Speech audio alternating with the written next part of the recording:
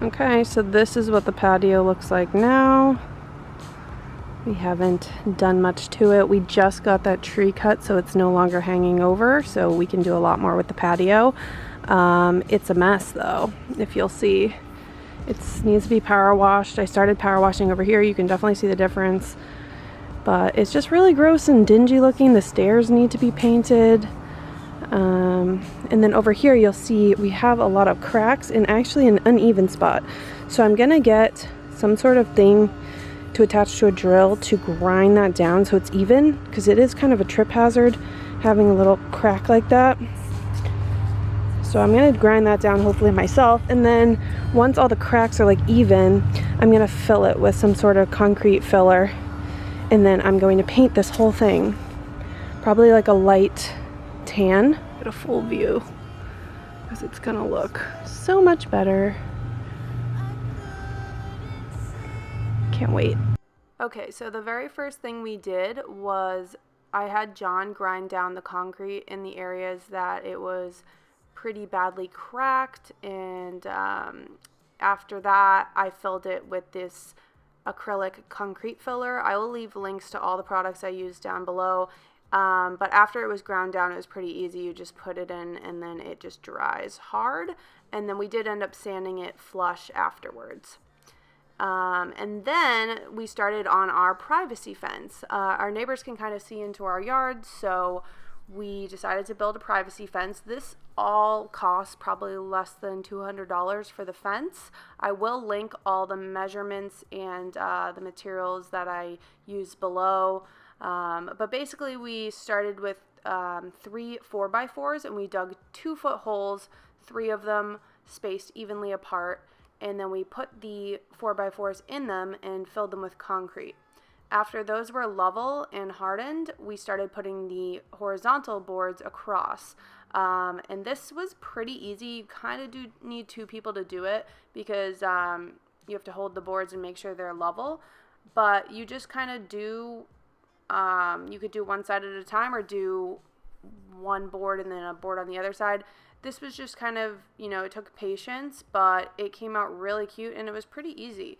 So we just spent the day doing this, helping each other, measuring it, making sure it was level, and then just screwing it in with 2 screws on the end. Since this is pressure treated wood too, you want to have the proper screws to do this, because pressure treated wood will eat through regular screws. So we used exterior screws for this. Okay, so here is the wall we put up. It's super cool. It's like slatted, and basically all we did was we kept the pieces level, and we did one on this side and one on that side. 3 posts, one over here, one over here, one over here, and we just measured the length of the board and cut them to the end of the posts, as you can see right there and there.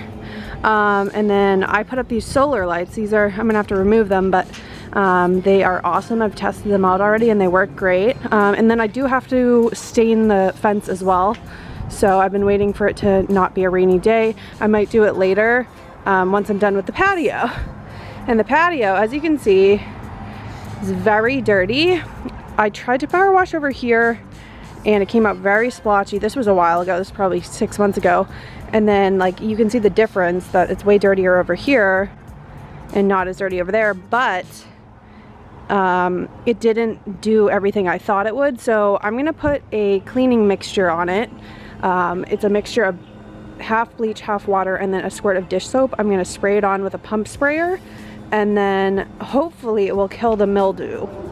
And then I can spray it off with water and maybe use the power washer again. But it has to be clean or this paint's not gonna stick.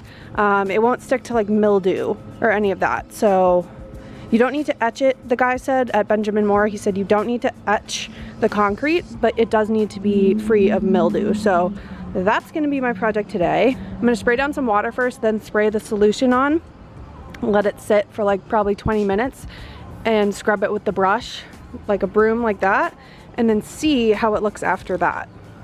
So I'm gonna be 100% honest with you guys. I have no idea if this step actually did anything. I let it sit and I think I did this twice and I let it sit for like 20 minutes each time, and it didn't look any different. So I don't know what I did wrong, but it didn't make a huge difference.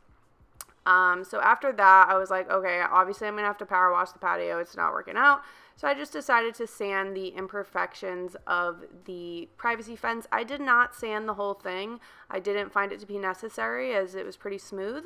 And then I took my stain, which I will link below. I can't remember off the top of my head the exact one, but it was in the color Cedar Natural Tone, so I'll link that below. And I actually love the color of this. It's not too bold. It looks kind of light here, but when I'm done with the fence, you'll see it has a nice, rich cedar color, so I absolutely love that.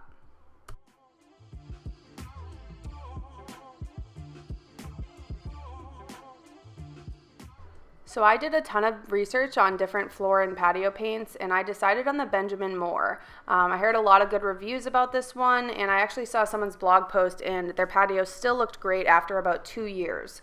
So another thing I liked about this paint, and this is not sponsored, I just did a lot of research, you can choose whatever color you want from their color wall at Benjamin Moore. So if you wanted a yellow patio, you could have them mix it for you. The ones at Home Depot, it just seemed like it was like a light blue color, or it almost had like a blue undertone to all these different patio paints. So I liked that I went with this. We used about 3 cans total, and it was a very thick paint. And after I was done, I wished that I had sealed it right away, but I was kind of waiting to see how durable the paint is. I would recommend, if you go with a light color in this paint, you're gonna want to put like a clear concrete sealer over it, and that seems to help a lot. I'll link the one that I used below, but it definitely helped with washing the dirt off after, you know, if you get a little dirt on it, it washes off easy. So then I spray painted my Adirondack chairs because I didn't feel like buying new ones. I'm going to end up building an outdoor sofa. So here I am just spraying them. All I did was spray them down with water. I let them dry, and then I spray painted them with some Rust-Oleum spray paint. So this was our hideous patio before, and this is what it looked like after. So I love it. I did paint the stairs white with some bare exterior masonry paint. And then, as you can see, the black Adirondack chairs look great, and I got those pillows from Walmart. I also got the egg chair from Walmart, and it was only about $300 as opposed to the one from Target that goes for about $500. So even though it was a little pricey, I had wanted one for a long time, and it's definitely worth it. I got the fire pit from Overstock, and I actually had the little bistro set from IKEA already. And then I just bought some mums from Home Depot, I believe, just to have on my steps. And so this is where you can see how the patio paint looks. And I think it came out really great. And if you're wondering how it looks at night, it's really cute. I tried to get my propane fireplace going, but honestly, I'm not trying to blow my friggin' socks off right now. So this is how it looks without the fire going, but you can use your imagination, I'm sure. It's really cute when we have a fire. I'll put a little clip in from just my phone, but I love the lights. I love that they're solar, and we are going to get a little projector screen and put it over here, but how cute. I absolutely love it, and I think it's made such a difference. And the patio came out great. I did want to tell you guys about this. So I did end up putting a clear sealant over the paint because the light color tends to get dirty.